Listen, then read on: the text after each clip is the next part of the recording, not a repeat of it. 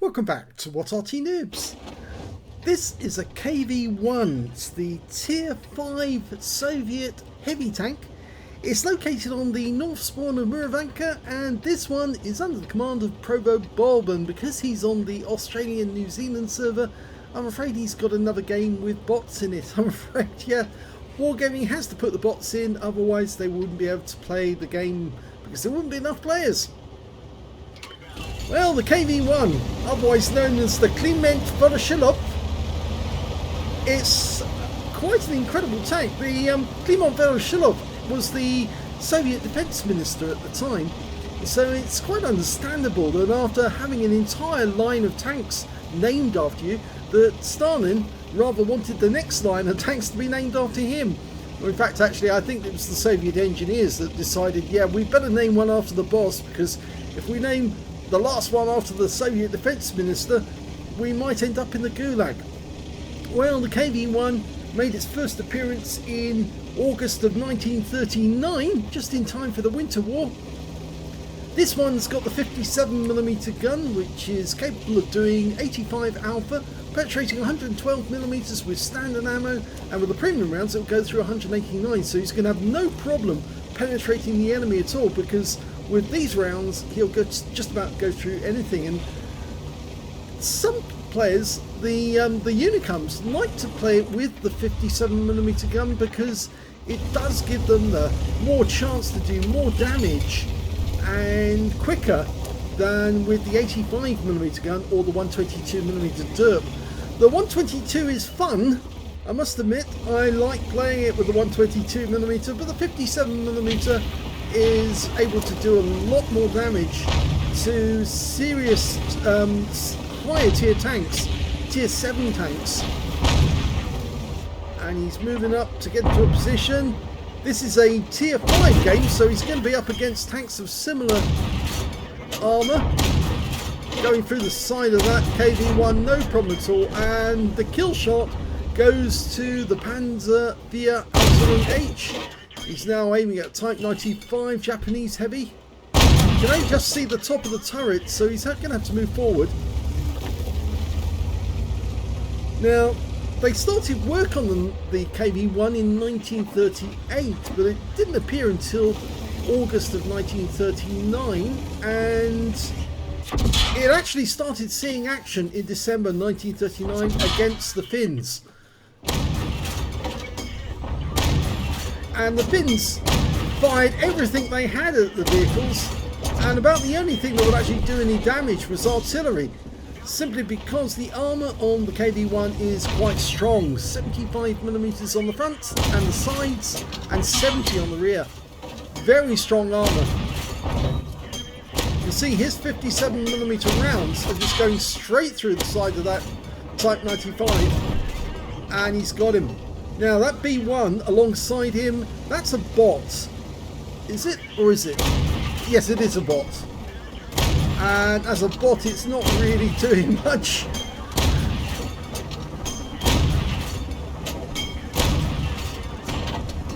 And it's now dead. Okay, he's now... Oh, what's he still firing at? You stop firing, you're wasting ammunition. Now you can see it traverses fairly slowly, the KV-1, but it is quite fast, 34 kilometers an hour. It's not too slow. It was underpowered in its time, only 500 horsepower, I'm afraid, but they did build a variety of KV-1s, and this tank basically provided the hull to develop a whole range of other tanks with different guns and different setups. In fact, you might say it was the father originally of all the main heavy tanks that the Soviets produced, because of course the T-34 was the father of all the medium tanks the Soviets produced. This one is the big daddy when it comes to the heavy tanks, because it's from the KV line that they got the IS line, and from the IS line, well, until the modern tanks of today. I suppose you could say that the Soviets decided in the end that they would expand their medium tank line in the end. So the modern tanks are more like medium tanks, the main battle tanks that they produce.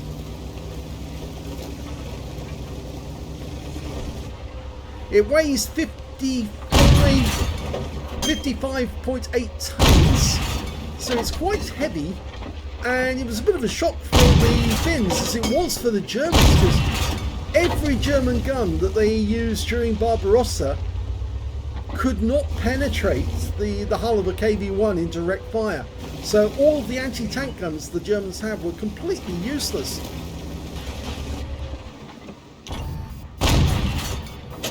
T6 medium, which is basically an M4 prototype, and he's going straight through the drive wheel to make sure that guy doesn't go anywhere, but he didn't get the kill.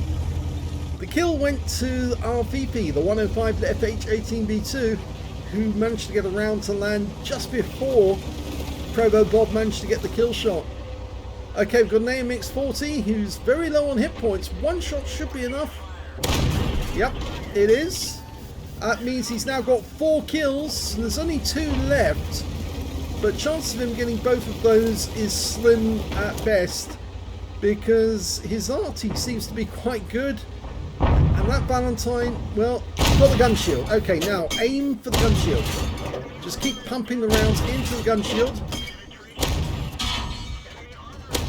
He will get it. And he does. 5 kills. Now, will he be able to get a top gun? He's potentially got a steel wall. If he can get that Chinu Kai, he's got his top gun. No, he doesn't get it. So he's 1 short. And that's the end of the battle, because it's 2 tanks short at the end of the game. You can see he did take some damage, but not a lot. Let's have a look at the end of battle stats. Here's the end of battle results, and it was the first class tank for ProvoBob in the KV-1. He managed to get a fighter badge for getting at least 4 kills. He actually ended up with 5, 1/3 of the enemy team, just 1 tank short of getting that top gun. He also got a sharpshooter for getting 10 or more consecutive hits on the enemy, a master gunner for getting 5 armor penetrating shots in a row, and that's helped by that 57mm gun, because it does tend to pinprick the enemy to death, and the shots do tend to penetrate regardless. Duelist for taking down 2 tanks who damaged him, a Fire effect for doing more damage than the hit points of your own vehicle, and a Bruiser medal for getting at least 5 critical hits. He managed to get 10 in that one. But best of all, he got a Battle Hero medal. He got the high caliber for dealing the most damage in that game, and the win rate was very high, 11,082, which is more than Super Unicum standard. Very good game. Let's have a look at team score. Well, there you can see there was only 6 real players on either side, and they were 2 short on the game overall. 13 players on either side. 2,563 hit points went to ProvoBob. The next high scorer being the Fifi on his own team, who's actually quite good. 1,591 went to Crow Sound, and after that it was the T1 Heavy on the enemy team with 1,180. When it came to kills, it was ProvoBob again with 5 kills, just that 1 short of the one he needed. The Fifi managed 2, the T2882 also managed 2 kills, and 1 tank on the enemy team managed to get more than 1, and that was the T1 Heavy.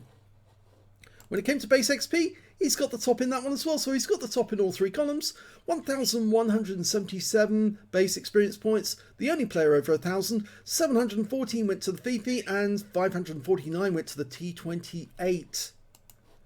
42 shots fired, 33 direct hits and 33 penetrations. He wasted a few rounds when he was after he killed the B1. I don't think he took his finger off the fire button, and he just kept on pumping the rounds out.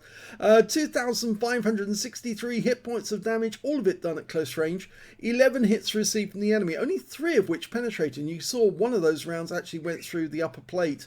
6 non-penetrations as well, and 2 hits by way of splash damage. 365 hit points of damage blocked by armor, 1 enemy vehicle spotted, 7 enemy vehicles damaged from 5 killed, and 359 hit points of damage assistance.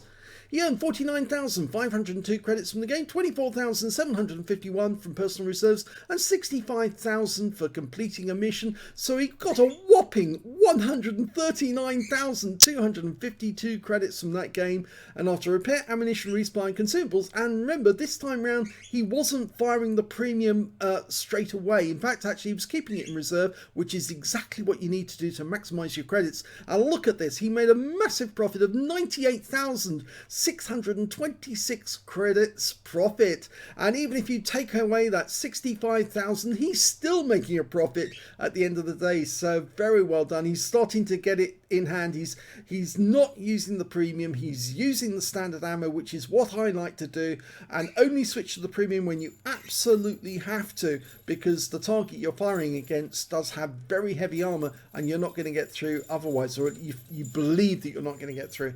At tier 5 he was going to get through just about everything with standard AP. 1,765 XP times 2 for the first victory, the same again from personal reserves, and 5,296 experience points altogether. As he says, KV-1 on Murovanka, first class, high caliber, and a few minor awards. But I think what you get from this battle, what you take away, is that the KV-1 is a very good training tank.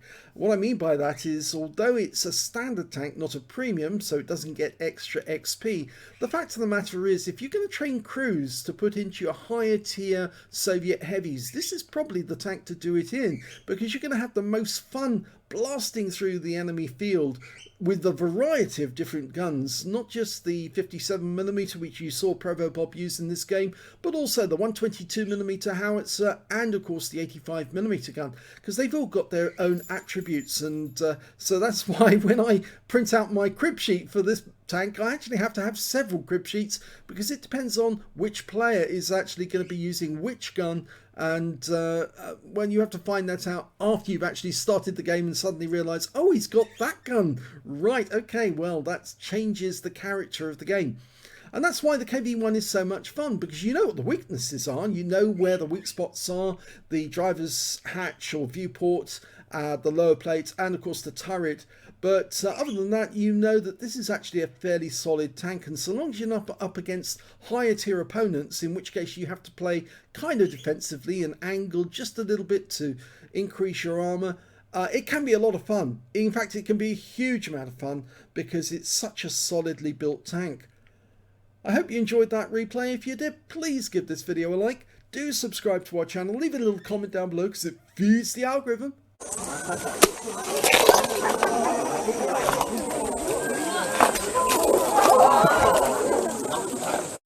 And thank you for watching.